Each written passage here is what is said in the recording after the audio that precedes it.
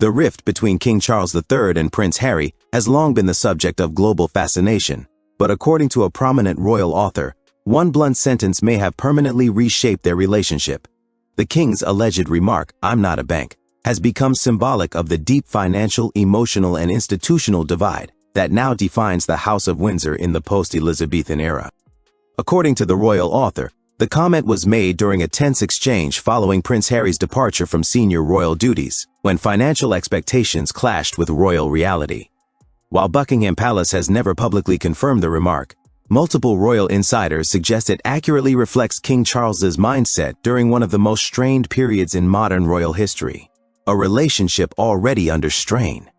Even before Prince Harry and Meghan Markle officially stepped back as working royals in 2020, the relationship between father and son had been under quiet pressure. King Charles, then Prince of Wales, had spent decades carefully navigating royal protocol, public duty, and financial discipline within the monarchy.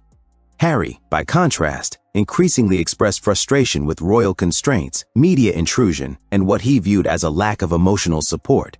Royal observers note that these tensions were not sudden. They built slowly, exacerbated by Harry's marriage, his growing discomfort with royal life, and his belief that the institution failed to protect his family, particularly Meghan, from relentless scrutiny. The financial breaking point. According to the royal author, the alleged "I'm not a bank" comment came during discussions about funding after Harry and Meghan's decision to relocate first to Canada and then to the United States. The couple reportedly expected continued financial support comparable to what Harry had received as a senior royal, including security costs and lifestyle assistance. King Charles, however, had already made substantial financial commitments. As Prince of Wales, he had funded the Sussexes' expenses from the Duchy of Cornwall for years. But once Harry formally stepped away from royal duties, Charles allegedly made it clear that such arrangements could not continue indefinitely. The author claims the king felt caught between paternal instinct and constitutional responsibility.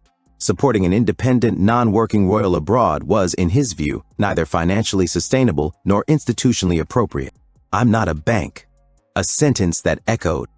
Those 4 words, though harsh in tone, reportedly reflected Charles' frustration rather than cruelty. The royal author suggests the king believed Harry misunderstood the nature of royal finances, assuming that royal wealth functioned like a personal inheritance rather than a tightly controlled system bound by public accountability. Unlike private billionaires, the monarch cannot freely distribute funds without scrutiny. Duchy income, sovereign grant allocations, and taxpayer-funded security all carry legal and ethical boundaries. From Charles's perspective, continuing to finance Harry's chosen independent life risked undermining public trust in the monarchy. Harry's perspective, abandonment or reality. Prince Harry has publicly expressed his own version of events, particularly in interviews and his memoir Spare. He described feeling cut off financially and emotionally, suggesting the withdrawal of funds left his family vulnerable during a period of intense transition. To Harry, the loss of financial support symbolized something deeper, a perceived withdrawal of care. He has stated that security concerns and media threats made continued funding not a luxury but a necessity. Royal commentators, however, point out that Harry was not left destitute. He retained inheritance money from Princess Diana, received funds from the Queen Mother, and later secured lucrative commercial deals. Still, the emotional impact of his father's refusal appears to have left a lasting scar. Charles the King versus Charles the Father. The royal author emphasizes that King Charles faced a dilemma few parents could imagine. As a father, he was expected to support his son. As a future king and now reigning monarch, he was expected to safeguard the monarchy's integrity. Those close to Charles suggest he resented the implication that he was obligated to bankroll choices that directly challenged royal tradition. The author claims Charles felt Harry was attempting to retain royal privileges without royal responsibilities, a concept fundamentally incompatible with constitutional monarchy. This internal conflict, the author argues, hardened Charles's stance and led to the now infamous phrase, public reaction and media fallout. When the alleged comment surfaced, public reaction was sharply divided. Some sympathized with Harry, viewing him as a son seeking help from his father. Others supported Charles, arguing that financial independence was a reasonable consequence of stepping away from royal duty. British tabloids framed the moment as evidence of royal coldness, while supporters of the monarchy praised Charles for maintaining fiscal discipline. On social media, the phrase "I'm not a bank" quickly became shorthand for the Sussex financial dispute, a symbol of a larger royal shift. The royal author argues that the comment represents more than a family argument. It marks a turning point in how the monarchy defines obligation in the modern age. Under Queen Elizabeth II, compromises were often made quietly to preserve unity. Under King Charles III, there appears to be a clearer emphasis on boundaries, accountability, and streamlined monarchy. Charles has long advocated for a slimmed-down royal family, with fewer working royals and tighter control over public funds. The financial split with Harry, therefore, aligns with a broader vision rather than a personal vendetta. Attempts at reconciliation. Despite the tension, sources claim King Charles has not entirely closed the door on reconciliation. Private meetings have occurred, though progress has been slow and cautious. Trust, according to insiders, remains fragile, damaged not only by financial disagreements, but by public revelations, interviews, and memoir disclosures. The royal author notes that Charles is particularly sensitive to private conversations becoming public narratives. This concern, more than money, may now be the greatest barrier to healing. Where things stand now. Today, Prince Harry remains financially independent, pursuing media, charitable, and business ventures in the United States.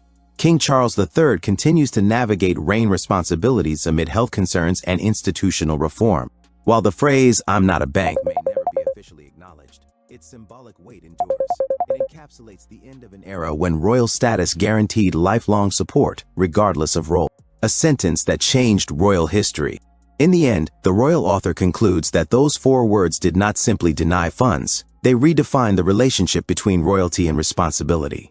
They marked the moment when personal bonds collided irreversibly with constitutional duty. Whether history judges King Charles as firm or unforgiving remains to be seen. What is certain is that the sentence has become one of the most quoted lines of his reign, a stark reminder that even within palaces, money, power, and family remain deeply entangled. The financial dispute between King Charles III and Prince Harry has become emblematic of a broader generational and ideological divide within the royal family. While the king's alleged remark, "I'm not a bank," shocked many, it reflects the ongoing tension between personal loyalty and institutional responsibility. Royal experts suggest this moment has crystallized the challenges of modern monarchy, where family dynamics are inseparable from public duty. Insiders claim that Harry's request for funds was not merely about money, but also about the security and lifestyle he and Meghan Markle expected while living abroad. While the Sussexes maintain a global presence and pursue lucrative ventures, King Charles reportedly saw continued financial support as unsustainable, both practically and symbolically. This clash of expectations has only amplified media attention and public scrutiny, intensifying an already delicate situation. Observers also point out that the king's response is consistent with his long-term vision of a streamlined monarchy. Charles has repeatedly emphasized the need for accountability, especially regarding royal finances. The alleged remark, therefore, is less about personal animosity and more about upholding a structure where resources are carefully managed and independence is encouraged for non-working royals. Meanwhile, Prince Harry has expressed feelings of being cut off and misunderstood, especially after the public fallout from his and Meghan's interviews and memoir. The financial disagreement has in many ways mirrored the emotional distance between father and son, suggesting that reconciliation will require more than private meetings or public statements. Trust, commentators agree, has been eroded by a combination of financial disagreements and high-profile disclosures. Despite these challenges, sources indicate that King Charles remains open to rebuilding the relationship with Harry, though any reconciliation will likely come with conditions. For now, the phrase "I'm not a bank" has transcended its literal meaning. It has become a symbol of a new era in the monarchy, one in which personal ties must coexist with public duty, and financial independence is expected of royals who choose a life outside the institution. As the world watches, this saga illustrates how modern monarchy is evolving. Money, authority, and family are intertwined in ways that challenge tradition, leaving no royal relationship untouched. King Charles's blunt stance may have been harsh,